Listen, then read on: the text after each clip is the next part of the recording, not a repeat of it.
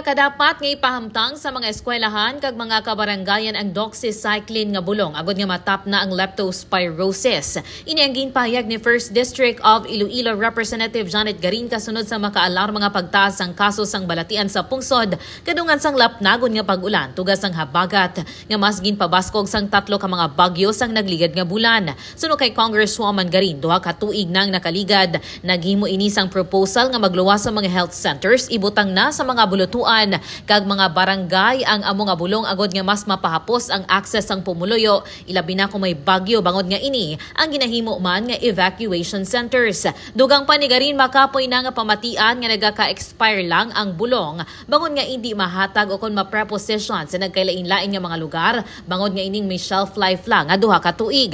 Angod diri nagalaom ang mamalidha nga mapatuman kag pamatian sang Department of Health o kon DOH ang iya panawagan bangod nga base sa iya pagpangusisa may mga local government unit o kon LGU nga sila pang nagabakal sang doxycycline agod nga may ihatag lang sa mga pumuluyo.